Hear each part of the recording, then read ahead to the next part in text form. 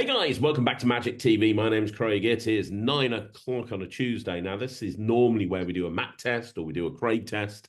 And as you know, we haven't had one last week because Matt has been incredibly busy. He's been on tour with Killian and Ryland and myself.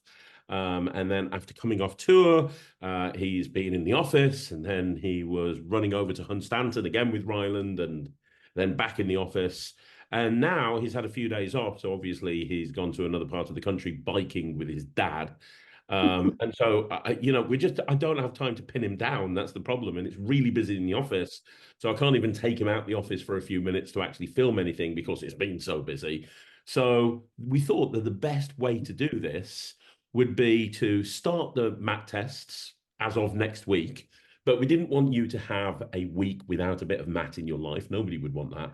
So instead, we're doing a Zoom call at midnight. This is going out on the Tuesday. We're doing this Zoom call on Monday at midnight. Matt is currently in a hotel room with his dad. He's about to go on a 2-day biking extravaganza with his dad in a sidecar. It sounds like the plot of a 1960s Carry On film. But he's there, Just and picturing Wollaston Gromit with slightly less cheese. but we wanted you to have a video, so we're connecting over Zoom at midnight. How you doing, Matt? You okay? Yeah, I'm good. I'm good. I'm somewhere just outside Newcastle upon Tyne, Oh, wow. way north. Um, Getting ready for 2 days of riding around the mountains with my dad in a sidecar. Actually, before we start talking about what we're going to be talking about, I think this is very sweet. I don't know how much you want to share of this story, but I just think what you've organised here for your dad and his birthday, and I just think this is awesome. Really, really cool. Yeah, he's not been very well over the last couple of years. My dad's a biker. That's where I get it from. And my cousin is a biker who's 10 years older than me. So I basically grew up watching my dad ride bikes, and then my cousin and my dad ride bikes. And my dad's not been very well for the last 2.5 years or so now, and he can't ride anymore. And he can't even get on the back. I had him on the back with me a couple of times, a couple of years ago, but he can't do that anymore either. But it's whenever I go out on my bike and stuff, you can tell that he's just like, oh, I just want to be on a bike. And he can't do it. So I was trailing the internet trying to find different ways of making this happen. And and I've come across this place in Newcastle they do sidecar experiences where you get 2 days riding around the mountains and stuff and around all the country lanes and the roads, and it's like a guided tour, and they stop at different places and get you breakfast and different spots so you can take photos and stuff in scenic places.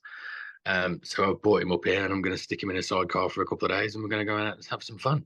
That's awesome. That's awesome. That's really cool. He's Really, excited, really cool. which is nice to see. That's awesome, man. That's awesome. Really, really cool. And obviously, we'll probably do a video about this at some point down the line. But you've been very busy working with Reese Morgan on Yes. Billions World of Magic tour with Ryland. It's been a manic month, but That's an understatement at best.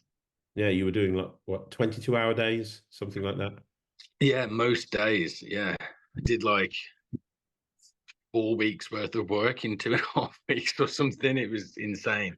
But what a privilege, what a pleasure to be able to go and do something as amazing as a magic tour. And being part of that team, part of that crew, and being able to, work alongside somebody like Reese Morgan. Like, who gets to do that? That's insane. And he's like the nicest guy on earth. So knowledgeable, so talented. He's just him and Tab, his missus, just both amazing people. So being able to share that kind of experience and becoming close with somebody like that is just amazing. Like, the guy's a vat of knowledge. There's nothing he doesn't know. Oh, it's incredible. I mean, he's toured with Morgan and West Yeah, since he was in university, since he was in he's college. toured for like 15 years or something. Like, there's nothing he doesn't know about touring. So to be able to, hang out with Reese and become friends with Reese and learn from him, like, I've learned so much during this tour. It's crazy. And I'm sure for the first first few dates he just got bored of me asking questions, but he never let it show. But I was just constantly trying to you get to be in close proximity with somebody like that, and you'd be a fool not to take in as much information as learn as much as you can. So I did exactly that, and I've come out of that tour probably 10 years less on my life, but totally worth it. And I have sad news to put off to everybody here, which is I can sadly report that since Morgan and West have gone their separate ways, Reese Morgan has grown out his sideburns. Bad, isn't it? No more time traveling. No more time traveling sideburns. No more time traveling sideburns. It's a sad, sad, sad day. It's a sad, sad, sad day. You know that Morgan and West are no more when the sideburns have gone, but they will be remembered. They will live on somewhere. He said, didn't he? It's been the first time in like 15 years he's had hair here. Yeah. That was very, He very... said it's really weird. I keep catching myself in the mirror and seeing myself with like a full chin of hair. It's just bizarre. That man must have had a wardrobe full of tweed. I wonder what he's done with it all. You know, the sale of tweed has probably gone downhill about like tenfold since Morgan and West split up. Yeah, tweed farmers are shaking in their boots all over the country. It's terrible. It's terrible. It's terrible. It's terrible. We'll do another video about the tour at some point when we're actually in the same room together. But, you know, we did a couple of Matt chats a few weeks ago, which people really liked, where I talked to you about approaching groups. And that was a really popular video, how to approach close-up environments. And then we did another one, if you remember, on sales, and we gave people some advice on how to sell and how to sell on the phone, which is something obviously that you're also experienced in. And I thought, as we haven't got much time because you've got to get up early in the morning and we're galloping past midnight now, I thought we'd keep this brief, which for you and me is probably going to be 3 hours, and talk about something that you're very good at, which is riding motorbikes. Riding motorbikes. No, getting people to like you. Specifically, one of the most important, no, seriously, one of the most important things that you have to be able to do when you, and I'm talking about close-up, not stage right now. So I'm talking specifically about close-up. We can talk about stage another time. Because this works with stage as well, but I want to make this more about close-up magic. One of the most important things that you need to be able to do when you're a close-up magician is have the ability to get people to like you very, very quickly in every single part of the capacity. So when you first get to the gig, you've got to get the staff to like you. You've got to get the venue to like you. You've got to get the person who's booked you, the booker, whether that be an event organizer, whether that be a client or whatever it is, you've got to get them to like you. But then as you're going around and you're going from table to table or group to group, you've got to get that group of people to like you as well. And I think the problem is a lot of close-up magicians, they think about the magic tricks and it's like, right, okay, what trick should I do? What's my opener? What's my closer? What's my middler? What am I gonna do? What's my pocket management? What's my transition between effects? And while all of that is important, the single most important thing, in my opinion, is walking up to a group of people that are complete strangers that are probably having a conversation about something else, and you've got to interrupt them and get them to the point where they want to like you very, very quickly enough to say, yeah, show me this trick that you want to show me. And that's something that you've been very good at. Like, and I can turn it on when I want to. Like, I can go over to a group of people and get people to like me. And I've read the books, How to Win Friends and Influence People, but I have to be in the mood. If I'm not in the mood, I'm not going to I'm naturally not the person that's going to get people to like me. I remember that illusion show that we went to in central London, you, me, and Ryland. And it was a corporate show in that big hotel. And we'd been arguing with the client for 2 weeks beforehand, telling them that we needed a parking space for this van. Because we couldn't park it anywhere in central London, and they had to let us keep it in their loading bay. And we got there, and the woman was like, no, I know nothing about this. Drop the stuff off and then leave. And we'd been on a 6-hour van journey. We'd left at 5 o'clock in the morning. And I'm like, I just haven't got time for this. I'm like, no. And I definitely didn't get that woman to like me, to the point that, if you remember that, her boss was like, okay, we've got this all sorted for you, but can you please not scare my staff? Like, if you remember, I was like, I do, yeah. I'm lovable. I'm really nice. And I can be when I want to be. and it's very important to do that in a professional capacity. And sometimes I let it slip and I don't, but that's something that you're naturally good at. Something you're naturally good at is just getting people to like you. You know, I've been watching you on this tour, and you go into a hotel and the people like you immediately on the reception desk, and you go into a bar and the people like you that are serving the drinks, and then you go into a theater and the theater staff fall in love with you in the first couple of seconds. So I thought we could talk about that, how to create a connection with people, Okay. which is part of your superpower. So talk to me. Talk to me. Um, I don't know. I guess it's just like years of sales, like my style of sales, the kind of sales that I like to do, and the kind of sales that I have done over the years, the companies that I've worked for and stuff. Generally speaking, it's not super quick, super punchy, one after the other sales. It's quite big sales contracts where people have got to sign things, and it's long term, or it's for a lot of money. And with those kind of sales, you have to build a rapport with somebody. People aren't going to spend massive amounts of money from you if they don't like you. They're just not. Even if they really want the product. Like, I've done it in the past where I've gone to buy things. I've gone to buy a car or a motorbike and not liked the person that's trying to sell it to me because they're doing it wrong.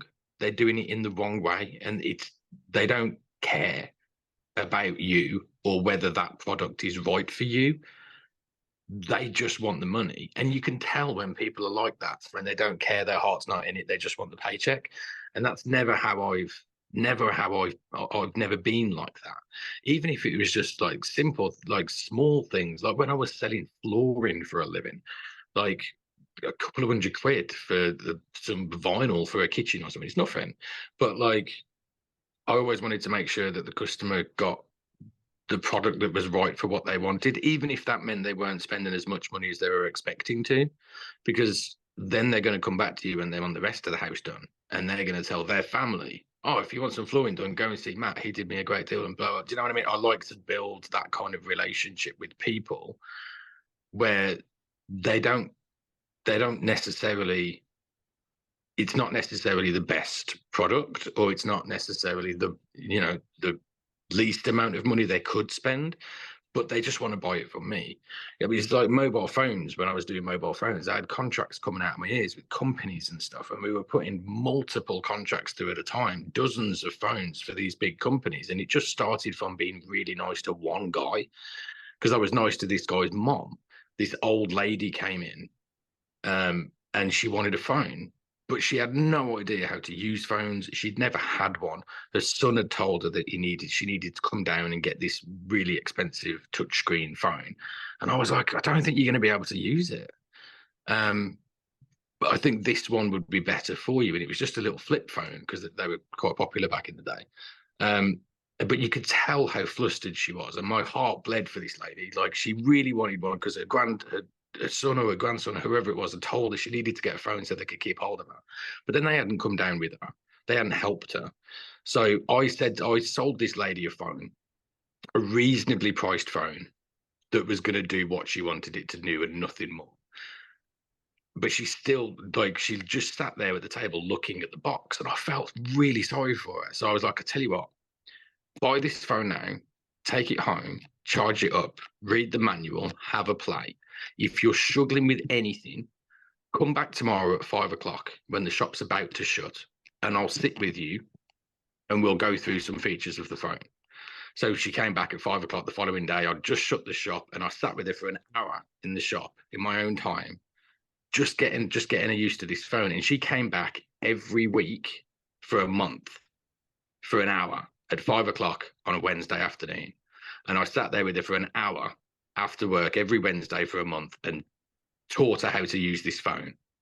And on the 5th week, she turned up with this bloke who happened to be her son, who was he was huge, high up in this big corporation.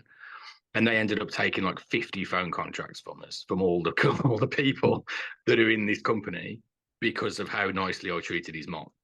And it was like, I didn't do it for that. I had no idea that this guy was who he was or whatever. I just wanted to make sure that little old lady was okay. but you know, the universe paid it back or whatever it was. You know what I mean? It doesn't cost anything to be nice to someone. And I think that it's with bands and stuff as well. And it's not about getting stuff back, but it just shows what happens when you're nice to people. There was the first tour I ever did with my band. We did a full UK tour with the band supporting a big act. And I had this thing where I did it for years. Whenever I walked into a venue, I said hello to everyone. I said hello to the sound techs, the lighting guys. I said hello to the people on the merch stands. I said hello to the bar staff, the door people, the people in the cloakroom taking the coats, everyone. I just walked up and just, hi, my name's Matt. I'm in one of the bands that's playing tonight. If you need anything, let me know. It's lovely to meet you. That's all it was, just a few seconds. And I happened to do it to this lady that was on a merch stand. And I walked up to the merch stand. I was like, hi, my name's Matt. I'm the singer of South 4. We're playing tonight. I'm a big fan of, you know, the guys that you're selling the merch for. I'm really looking forward to seeing it. It was lovely to meet you. If you need me for anything, I'm around. And she went, okay, that's lovely. Thank you. Turns out she was actually the tour manager for the band that we were playing with. And then she ended up getting us on a massive tour because she was just like, the reason that I stuck around to watch you guys is because you came up and said hello and how nice you were. So because you came up, because you said hello, because you introduced yourself, because you were so lovely, I actually made a point of coming to see you guys play. And as it turns out, you're actually really good. So would you like to do this? And again, that's not why I do it, but good things happen when you're nice to people. You know, I have this conversation with you sometimes. I'll be calling you. I know that you've got a gig, for example, a wedding from 2 till 4, and I'll be calling you at 5 o'clock, and you'll be answering the phone, and you go, "Yeah, I'm just doing magic." I'm like, "How is he just doing magic? It's an hour later," and you'll call me and you go, "Yeah, I got carried away, and I ended up doing like 15 hours of magic for these people." Well, like we say, I got that from because when I was learning how to sell slightly unusual from you, you were like, "Oh, we don't clock watch." You know, if people still want to No, see the but what magic, that we'll stick means is around. if we get to the end of the 2 hours and there's a table that we've missed, we'll nip over and do it, and we'll stay an extra 10 minutes, not an extra 4 hours. I don't think I've ever stayed 4 hours, but I have been known to be there well over an hour after I was supposed to leave. And it's, you know, if people are enjoying themselves and people want you to stay and I'm having a good time and I'm interacting with these people and they're nice people and I'm having fun, it's not really a job at that point. I'm just hanging out with new people that I haven't met before, which I love doing, and doing some magic, which I love doing. So, you know, if I'm there after the allocated time, it's because I'm enjoying myself. So the two pieces of advice you've given so far is go and say hello to the really unimportant people and No one's pretend to unimportant. like. I'm joking. And what's the Go and second hang one? and pretend to like everybody there. Well, I mean, if I do like everybody there, that's why I'll stay. You do have to pretend to like people sometimes because there are some people that aren't nice. So you have to pretend to like them because you're there as part of the entertainment. So you can't just be like, I'm not doing any magic for you, you're a prick. You know what I mean? You have to pretend to, I know you would. You have to pretend to be nice to people sometimes, but most of the time people are lovely. So you don't have Or you can to. take Nemed's approach to a close-up job, which is only performed for the women. And never smile. Never Ever. smile once. Never smile once. See, I look at Nemed as an example. He's the complete polar opposite of you. He's He the is anti. very much. He's the anti Cluely. Like, but you both get great feedback. But like, you'll go it like he's technically way more advanced It's than you'll because ever. Nemed's a brilliant magician, and I'm making up for the fact that I'm not by just being really nice. Yeah. So he doesn't have to be nice because he's skilled and talented. Yeah, Is that what we're kind of saying here? yeah. Nem gets away with being a grumpy bastard because he's just really good at what he does. And he's not grumpy when he's at a table. He doesn't No, smile, no. but he's very funny and he's very witty and Yeah. he's very He dry and uses people like he is being around grumpy, him. but he uses it as part of his personality on the Yeah, table. he's dry. So and Mm. people like a dry sense of humor. So yeah, he gets away with it. Um, I don't think he's as grumpy with clients as he is with us. Yeah, I don't think so. But then we're the one that Sure. we're the ones that put him in stupid situations all the time. So you can kind of understand he's grumpy with us. Yes, Like so doing fun. magic at a nudist colony, that kind of shit. The That's our highlights of fault. my So career is sending him to that nudist colony. highlights of my career was sending him to the Isle of Wight for a 1 hour kids gig. No, my favorite was sending him to a Wild West cowboy themed fancy dress wake in the middle of Wales. See, this is why he's grumpy with us. And Anyway, it's anyway, totally understandable. so in all seriousness, so what do you? I understand the importance of getting people to like you. I understand the Yeah. importance of creating connection when you first meet somebody. So how do you approach? Is it something that happens consciously in your head, like I've got to get these people to like me, or do you just is it just something that happens naturally now? Like it's just Yeah, kind of not you anymore. along. It's kind of just who I am now, I think that's just, I do it without even realizing I'm doing it. Um, and I don't just do it when I'm working. Like I do it all the time just because I like being nice to people. Um, but yeah, it's just kind of that's I've just kind of morphed into that over the years, I guess. But I'd just like to point out very quickly. I want some advice on this, but you do it naturally, unless you're driving a van and there's a bunch of cyclists in front of you. You're not nice to them. cyclists don't deserve niceness. Not ones that ride two up in the middle of the road and slow everybody down on purpose. They don't deserve it. Um, they're just dangerous. My cousin calls them mammals, middle-aged men wearing like middle-aged men in lycra, mammals. We don't like mammals. Um, but cyclists aside, um, yeah, I think when I don't know, I think it was the whole sales thing where I realized that building rapport with somebody was really important.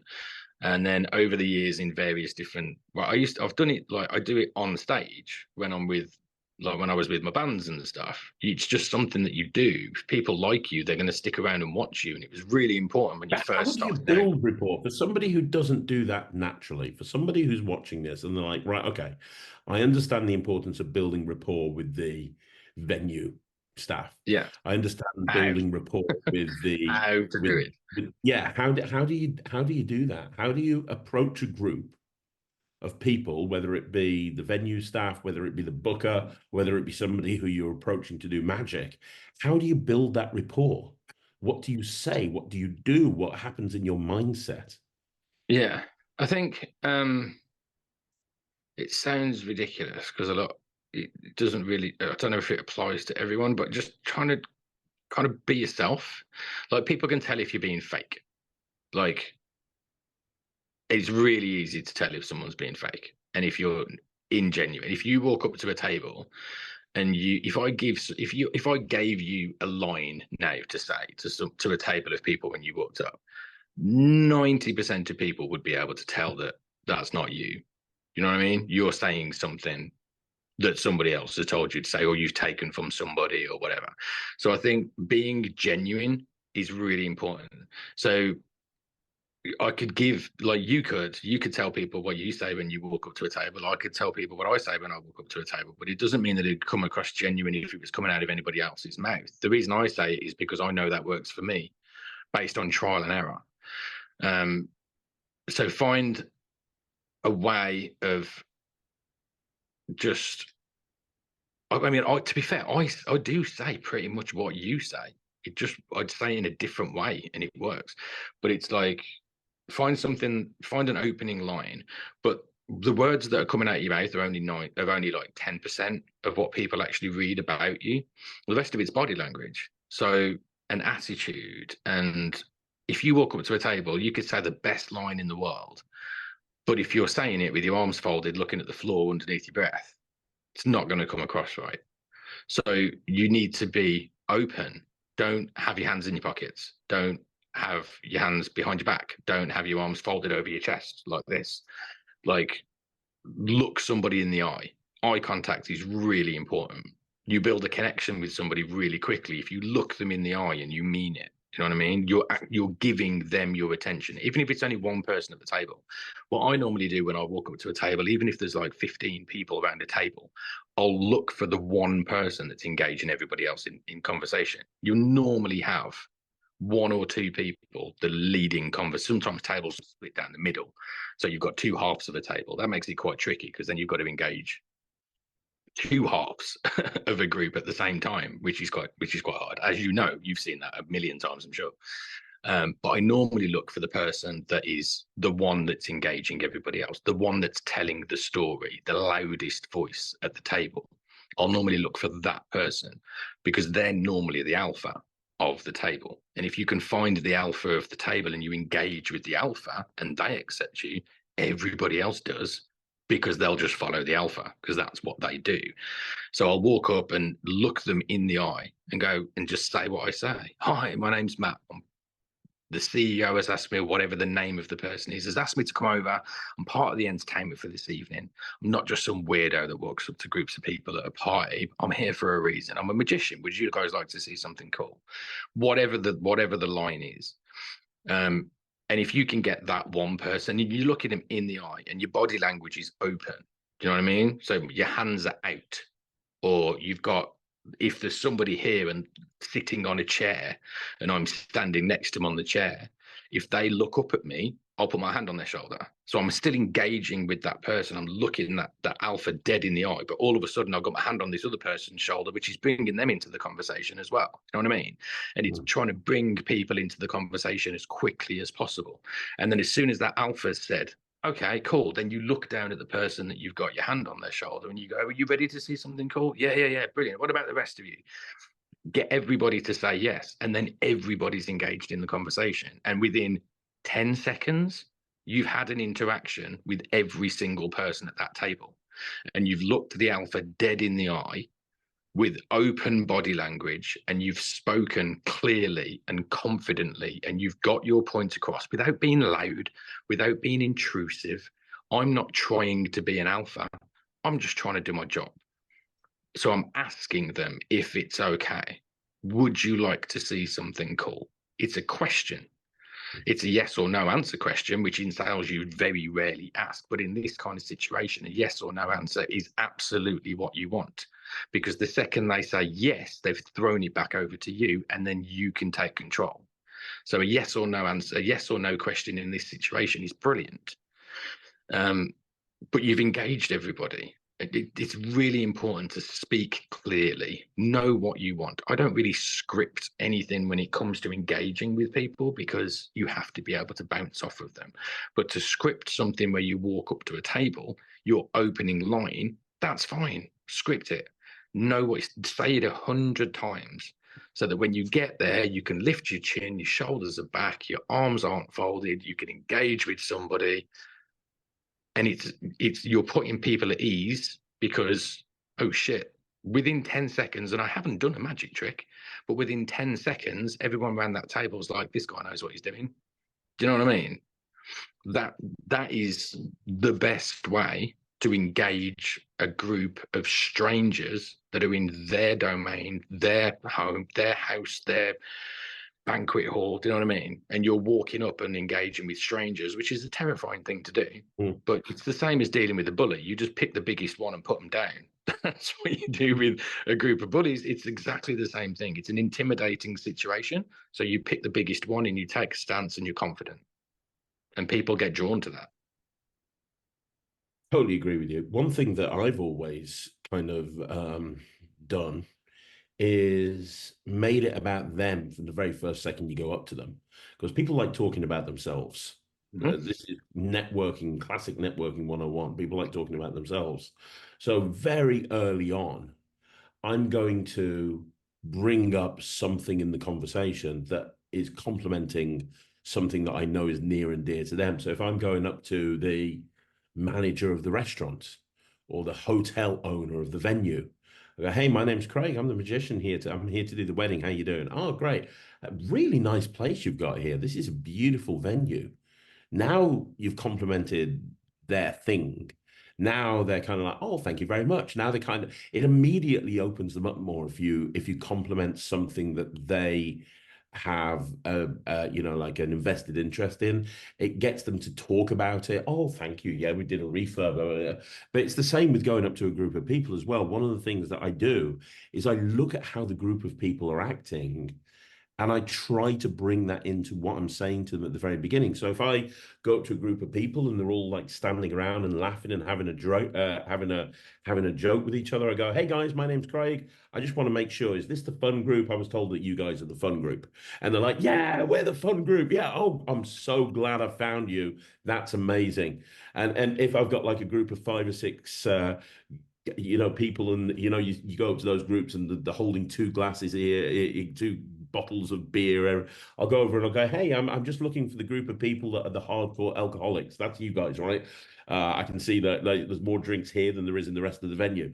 But it's kind of making that pointing out something and starting a conversation about something that they are aware of, either complimenting something or making a point to actually point something out Yeah. about the group, getting them to talk about themselves. I think that's really important, because when I people, do it with brides all the time. So whenever I go to a wedding, obviously you go and find the bride first, or the groom, yeah, whichever one it is that's booked you. Whenever I see a bride, I'm just like, "Oh my God, you look amazing." And she's like, "No, thanks." They all say, "Oh, thanks." And it's like, listen, I go to a lot of weddings. I see a lot of wedding dresses. That is a beautiful wedding dress. And they go, "Oh, thank you. Thank you." Do you know, and you've automatically got the bride on your side. And the one yeah, person you absolutely. want on your side at a wedding is the bride. Don't I, say it in a creepy way. Don't look them up and down and go, "Oh, that's beautiful." You know what I mean? But just be really, just be complimentary about something that she's obviously taken a lot of time choosing, because yeah, everybody takes a lot of time choosing the wedding dress. Just I agree. compliment. If the groom's standing there, you just look at him and go, "You look all right as well, mate." You know what I Yeah. mean? Just make a joke, but always compliment the bride. And you know what? As an extension of that, compliment their wedding as a whole. Yeah, So I was at a 100%. wedding on Saturday. I was at a wedding on Saturday in Crewe, and it was kind of a funky wedding. They had like this woodlands venue that they'd booked, so it was all very woodland, and they had a falcon in between the photos and the wedding breakfast. They had a half an hour falconry display where the bride Nice. like do. And then when you went into like the marquee area where the people were sitting down, it was like, "Hey, we don't believe in table plans. Sit where it makes you feel comfortable." And it was obvious that they'd taken great thought in making their wedding different to everyone else's. It wasn't, Yeah, there was stuff that they were doing that was very different to what you'd see. So naturally, when I went over to the head table to perform, I was like, "Hey, just the first thing I want to say is I go to a lot of weddings, and you guys have really hit it out of the park here. Falconry displays, sitting, no table plans. Like, you know, where do you see this?" And they were like, "Oh, thanks. We wanted to try and make it different." So immediately they're on your side. yeah, You're complimenting them about something that they obviously care about, and now you've built that connection up immediately just by making that one, exactly. as 10 opposed to going in seconds. and going, "Hey, I'm Craig. Pick a card." You know what I mean? Yeah, It's not about exactly. the opening trick. It's not. It's about being personable, and it's about, you know, making people feel comfortable. At the end of the day, they don't know you. You could be anyone. Like, and you walk in, you compliment them, you smile, you look them in the eye, you're open with your expressions, you're open with your body language, you're not panicking, you're not freaking out, you're in control, you're a professional. And people draw that confidence. They can see the confidence in you. They can see that you know what you're doing, but you're also a nice bloke. And if you are a confident performer that's doing good routines and the guests are liking what you're doing, but you're also a really nice bloke, why the hell wouldn't they compliment you at the end? Why wouldn't they be happy with what you've done? Why wouldn't they rebook you? Do you know what I mean? Like when I did that one, the last gig I did, no, the first gig I did after the tour finished, because it was that one that um, was immediately after the tour, and I had to do it because I was part of a flash mob. That one. Yeah, you were doing close up magic, and then you had to do the flash mob Yeah, wedding I did. singer. Yeah. Yeah. So I did 2 hours of close up magic, and then I was part of a flash mob afterwards, and the flash mob with my theatre company, which is why I had to do it. Um, and then the theatre company, there was like 8, 10 of them, however many there were, they all turned up. And I'd only been there for 2 hours, just going around the tables doing close up magic. And then as they turned up, the bride was hugging me. The best man was shaking my hand. I was with a table of people that just finished their food, and they were clapping and cheering, and they were getting up and shaking my hand. And as I saw them as they were coming in. So I was like walking over towards those guys, and they saw me. And every single person as I was walking past was like, "Oh, you're amazing, and shaking my hand and stuff." And I must have interacted with 10 people just on the walk from the table to the kitchen area where they were all standing. And as I walked through into the kitchen, our choreographer, she went, do you know the people at this wedding? And I was like, no, never met them before in my life. And she went, literally everyone's all over you. And I was just like, yeah. She went, you've been here for 2 hours. I was like, yeah. She was like, oh my God. And then we walked back out to do the flash mob. And before we even started the flash mob, people were coming over to me and shaking my hand and talking to me and introducing me to other people and stuff. And I'm like, I'm really sorry, but I've got to start singing in a second. They're like, what? I'm like, you'll find out in a second. But people were coming over to me and talking to me. It wouldn't leave me alone long enough for me to actually start the flash mob properly. And Shell was just like, that's like unreal that literally everybody in this building knows you. Everyone in this building knows you. Everyone in this building knows you. You've only been here for 2 hours. And I'm like, that's my job. That's what I do. And then we did the flash mob, and of course everybody was around the dance floor going, oh my God, it's the magician's part of the flash mob. And it was brilliant. It was just such a good atmosphere in there. And all of my flash mob people walked out of there just all buzzing, all had an amazing time, all had smiles on their faces. And it's because we built that much of a rapport with these people before we even started the flash mob, that it was just everyone was just having such a great time. And then again, we finished the flash mob, and that was our cue to leave, to exit the building. And the groom came over, and he was just like, please just stick around for a little bit. And all the flash mob had gone, and he was just like, please just stick around for a bit. There's a couple of people I want to introduce you to. Just stick around. So I stuck around for another half an hour, just chatting to the groom. He didn't even want me to show him any magic. He just wanted to introduce me to a couple of members of his family that were looking to book magicians in the future and stuff because they've got events or whatever that are coming up. So I basically just sat around networking for half an hour after the flash mob guys had gone, just talking to the groom.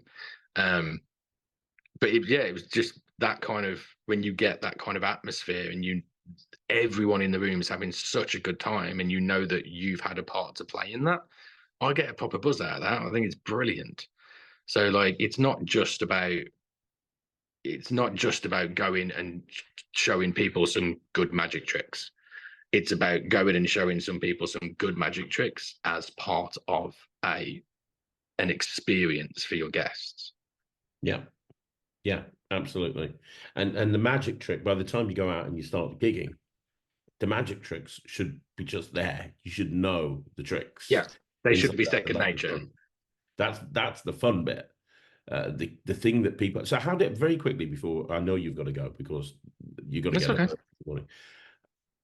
In your opinion, what's the best way to practice this? Somebody's wanting to do their first gig and they're wanting it to go well, and they think they've got the tricks, but they're worried about, being nemmed.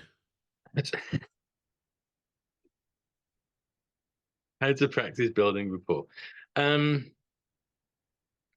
know. I guess like next time you go out for a beer, or the next time you go to a coffee shop, or the next time you're paying for petrol, whatever it may be, the next time you're interacting with a member of the public that aren't expecting any kind of interaction from you at all, try and make them smile. Not in a creepy way, not in a telling them a joke kind. Do you know what I mean? Just with your personality and how you interact with that person. Even if it's just saying have a nice day with a big smile on your face. Do you know what I mean? Just try and get someone to smile.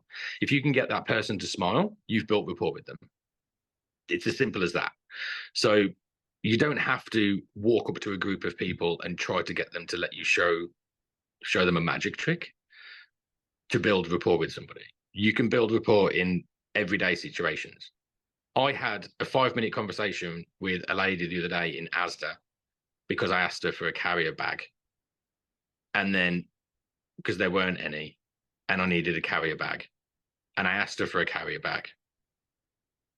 And I think in the way that I asked her for a carrier bag, she just kind of smiled at me, and I was like, "You okay?" And she was just like, "Yeah, you?" And I was just like, "Yeah, yeah, I'm great, actually." And just told her a little bit about my day, and then she told me a little bit about her day. We ended up having a chat for 5 minutes, and then she got me a bag. You know what I mean? But all I did was ask her for a carrier bag. But I think because I was the way that I asked her, I was like, "Hey, good morning. I'm really sorry. There's no carrier bags on the thing. Is there any possibility that I could get a carrier bag from anywhere in this building?" Just, you know what I mean? Just, I was in a good mood, and I was just being nice, and I said it with a smile on my face, and I looked her in the eye, and my body language was open, and because she was like a little old lady, and I'm nearly 6 foot, big dude, tattoos. Do you know what I mean? I don't want to encroach on this lady's space or make her feel uncomfortable in any way, shape, or form. So I just say stuff with a smile on my face, and I'm obviously, a nice guy. And then I ended up having a 5 minute conversation with her, and she was going around to her daughter's house later on that day because her grandkids had made cookies, and she was looking forward to eating them. And do you know what I mean? So just next time you're interacting with a member of the public, next time you are buying something from somebody or interacting with somebody in any way, shape, or form, just be nice. Be nice, be open, be approachable. Do you know what I mean? And just try and get someone to smile. Try and get someone to engage with you. If somebody's engaging with you and not going, "Oh my God, leave me alone, you freak," then you've built rapport. So just practice in everyday life, in everyday situations. And then when it comes to the point where you're going to walk up to a table of people and introduce yourself, it will be second nature because you're used to being nice to people now. And people, when you are nice to them, generally speaking, are nice back. Not always, granted, but most of the time they are. So just practice in everyday life. Just don't walk up to people with a line, but just say hi. How is your day? With a smile on your face, and just get a little bit of an interaction from someone. And then you've brightened their day up a little bit, and you've automatically built rapport with that person. Then the next time you go to the same petrol station to buy the same petrol, you can walk in and go, "Hey, good morning, how's it going again?" And you then know that person, and you've built an interaction with that person, and they'll remember you. And that's rapport, right?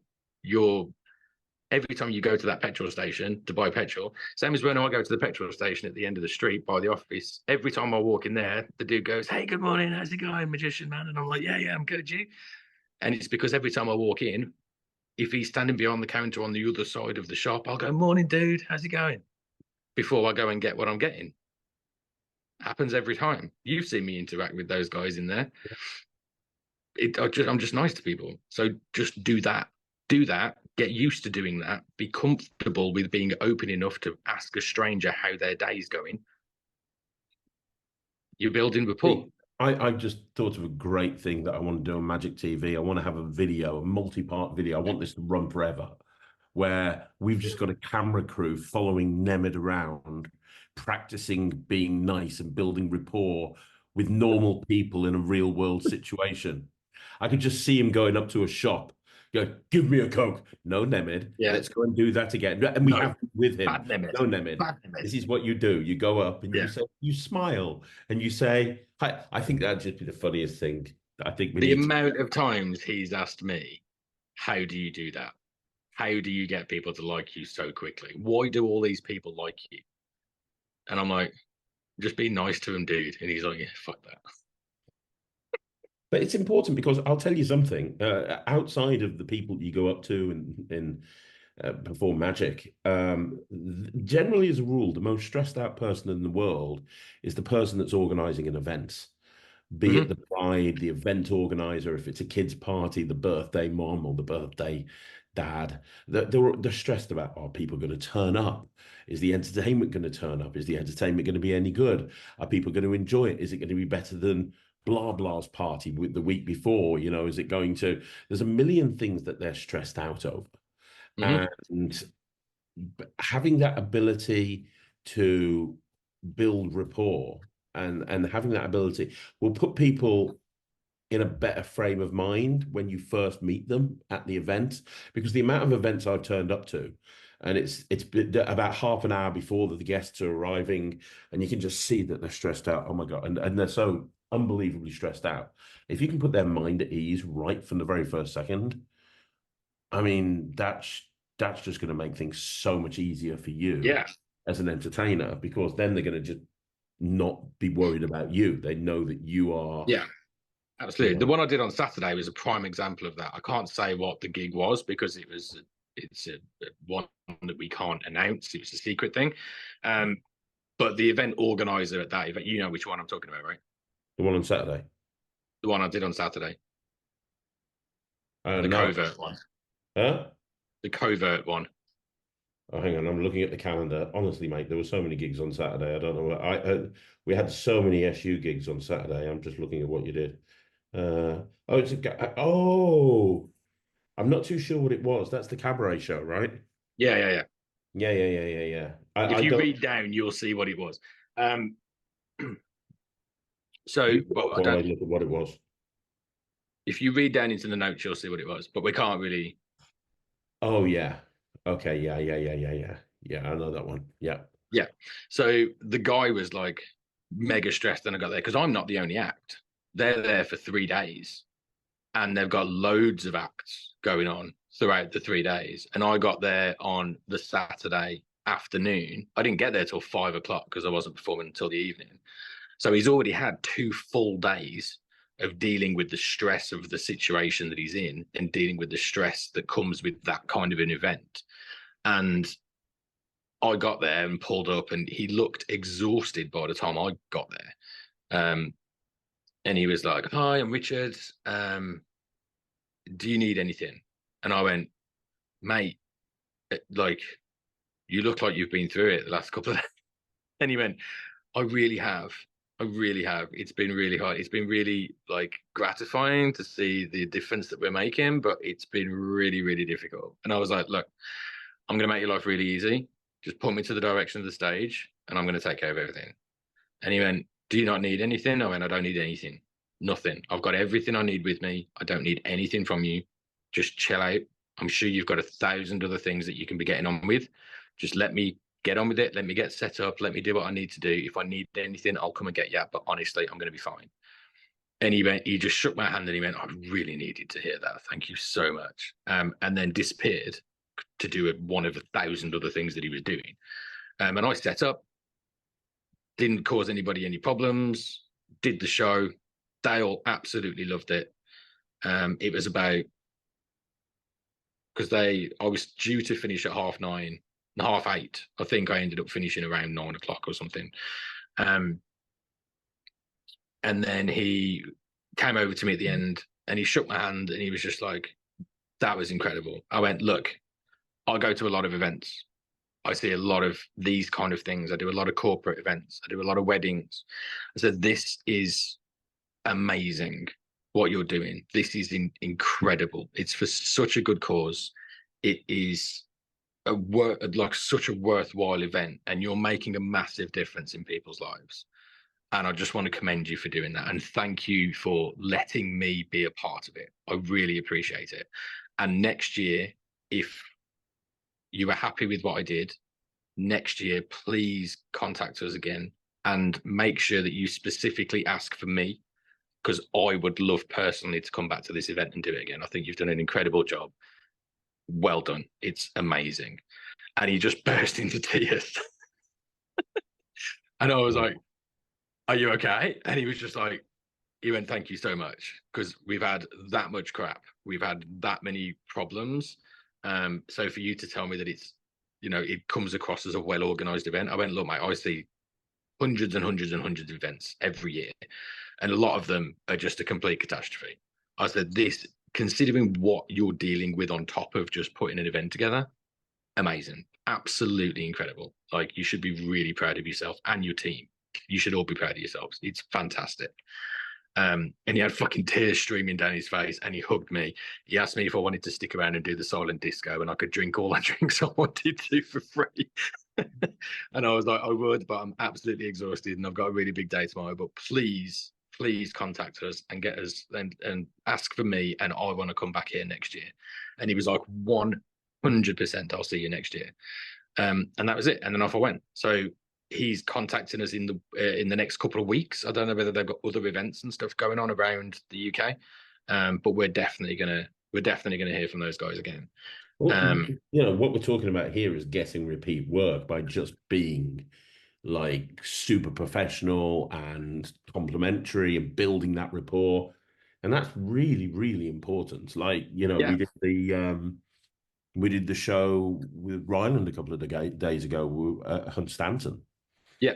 And I mean, yeah, Ryland did a kick-ass job. He absolutely smashed it, as you would expect with his Harry Potter act and everything. But there's a company that wants to use us again and again and again and again and again because of how professional we were and the rapport that you built up when you were there behind the scenes with everybody and dealing with the behind the scenes stuff.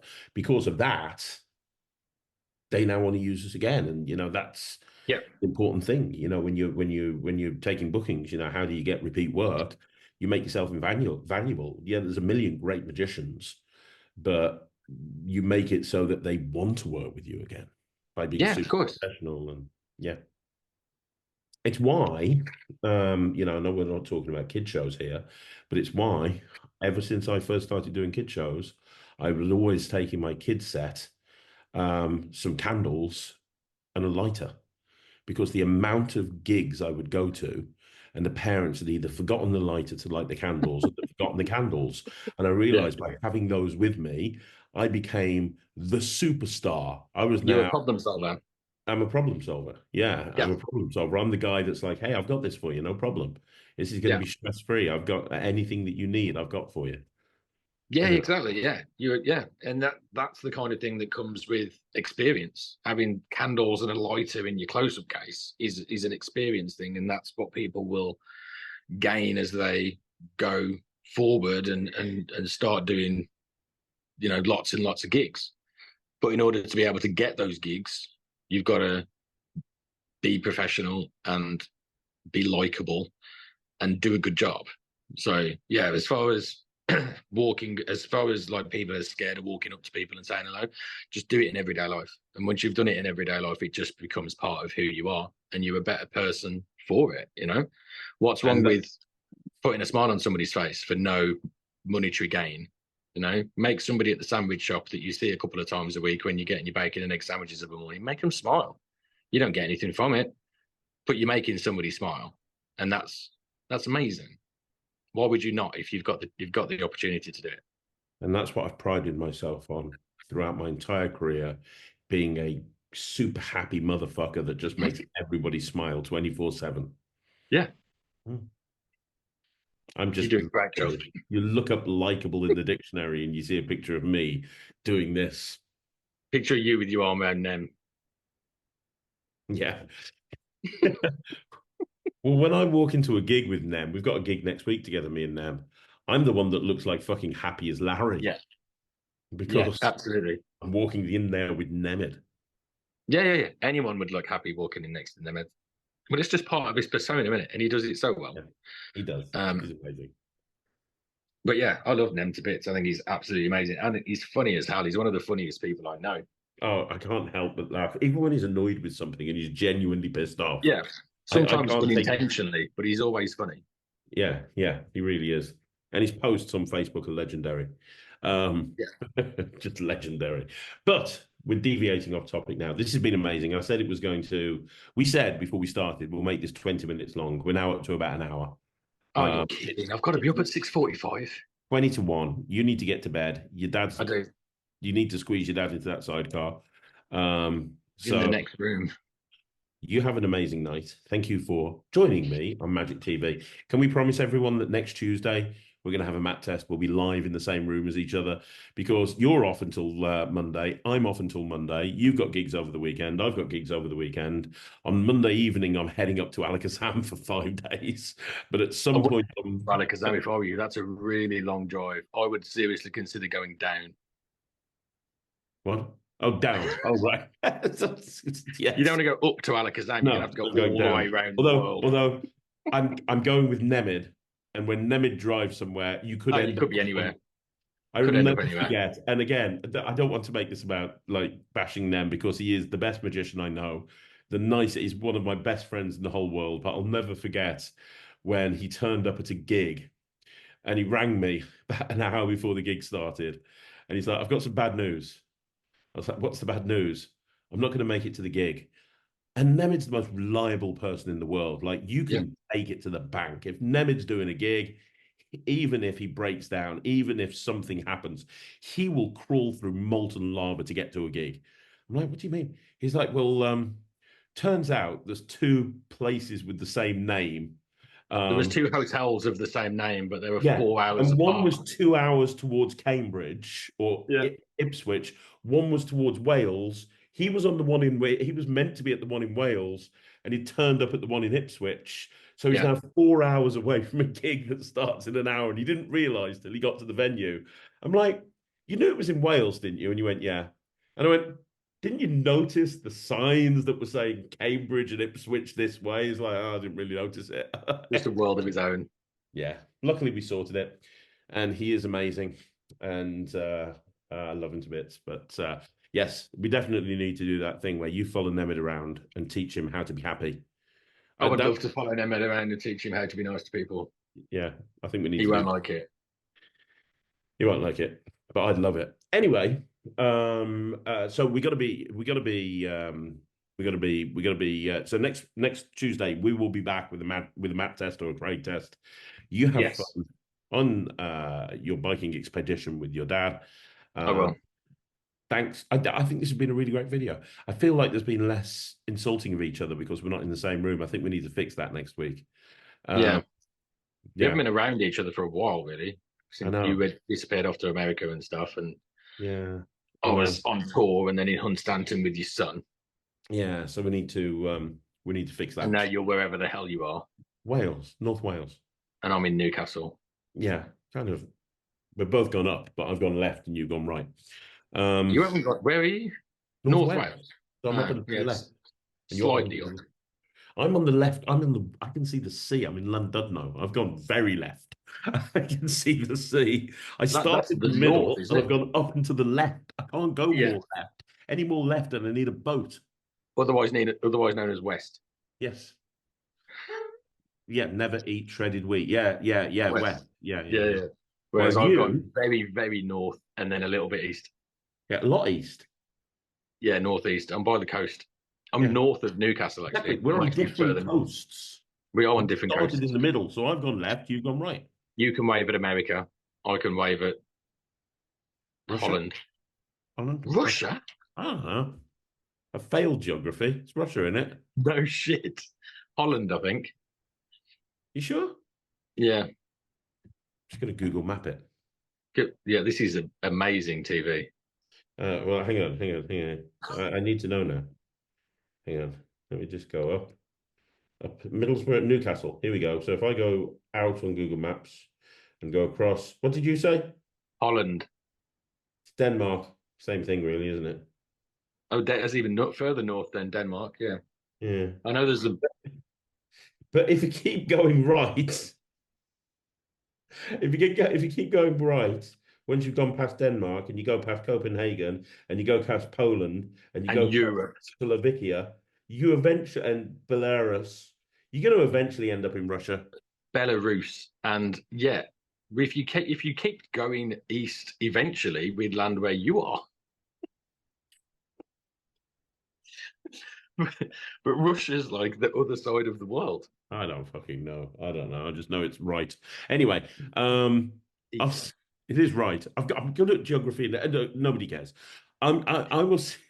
I know postcodes. Like you can give me a post. Challenge me. Give me a postcode. Give me the first CV two letters. 34. No, the first two letters. CV. Coventry, Warwickshire. Next. S. Sheffield. Next. I'm good at this. Next. Give me a letter. I don't know. F. F. What? F. There's no F. FY is Blackpool. FY is Blackpool. I don't, F. F. There's no F. There's an E. E is East London. There's no F. I don't think there's an F.